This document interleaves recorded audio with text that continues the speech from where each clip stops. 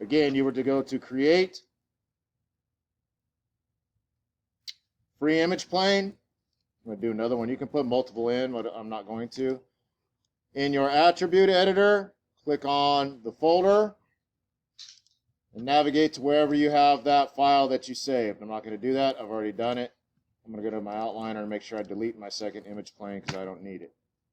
And then when that gets brought in, it's going to be vertical. We have to hit E to get our rotation gizmo.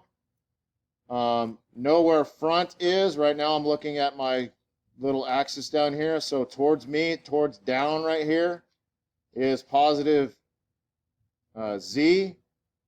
So I want to flatten it with the bottom of my logo of positive Z so that when I go to my top view, it's in the right direction.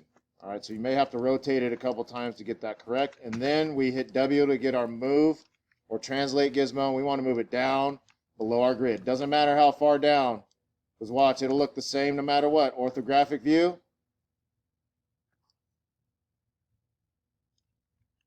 Doesn't matter if I move it all the way down here and I go back to top view, it looks exactly the same because we took perspective out. Doesn't matter. Okay, so I'm going to give you your computers back and walk around and make sure you get here. Objective. The objective here is to create NURBS curves for your logo. Sounds simple. It's not simple. It can be a little frustrating. So I got to teach you guys a little. We haven't used NURBS curves before. I got to teach you guys how to use NURBS curves. I also have to break down my particular logo and figure out how I'm going to do this. Okay, so what I think I'll do is create NURBS curves for these white interior areas. I want the positive, the printable thing to be the Thundercat, right, or the cat. And then I'm going to have to create another object that's the eye that I use to cut a hole through the cat shape. So how do I square that circle? Well, before I get to exactly how to do that, let's talk about curve tools. So if I go to create curve tools, we have a bunch of options. Each one does a few different things. I want you to use the EP curve tool. So what the EP curve tool does is it sort of acts like an anchor point tool in Illustrator. So every time you put a point down, it creates an anchor point. But our anchor points in Maya, you won't be able to go back and grab it, click on it, and get handles and rotate them and expand them out. It's more simple than that. It's just a point that defines a curve. Okay, so it's like anchor points, but not totally like anchor points. The big thing you have to realize, and all I have to do is go to EP Curve Tool, is NURBS, surfaces, and curves work in threes. Meaning, you won't really know what your curve looks like until you've placed the third point. Or control, I think they're called control vertices. So watch, this is what I'm talking about. You guys can see this pretty clearly, right? If I click here, I get a point, curve shape, curve history, components, whatever. If I click here, what do I have now? A line. Closest distance between 2 points is a straight line. If I end up clicking down here, watch what happens to my straight line. It bends. So until I've placed the third point, you won't really get accurate feedback for the one that you placed before that. What if I go again? It moved again. What if I go again? It really didn't move then.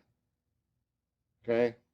The problem is, another problem, I'm going to delete that. I'm going to get my EP Curve tool again. Is if I want to make a sharp turn, which I know I'm going to have to, like with the ear tip up here, the tip of the teeth, the little chin, the little goatee, whatever that thing is, tip right there. I'm going to have to make a sharp turn, right? How do I do that? Well, again, if I'm not thinking and I don't know this, I might try to go, okay, I'm going to go boom, boom, and I'm going to come right back down and I'm going to get a sharp turn. Cool, not bad. What if I start going over here then? Now it starts getting a little bit weird, right? So controlling this can be a little bit difficult, even for me, and I've done it a lot. So you have to be careful when we're creating this stuff. Also, the objective is, and I'm doing this all at once, I'm giving you a lot of information because this is not something we could chunk out and do a little bit at a time. This is something you're going to have to dive in and practice, and if it doesn't look good, if it doesn't work, go in and delete it and do it again until you get it right. Excuse me. The objective is to, and you have to do this, by the way, you must do this, create a closed curve. We cannot start here. Create. In fact, I'm going to go Curve Tools, Control Shift, add EP Curve Tool to my custom toolbar so I can get it quickly. How do we do that? What's the hotkeys to do that? I taught you already. Have we forgotten? What two hotkeys do I have to hold down before I go up into my menu and click on something to get it pop up on my custom shelf? You want to remember? Control Shift. I have to hold down Control Shift, and anything that's up in here, I click on it, will add it to my shelf. Okay? Control Shift.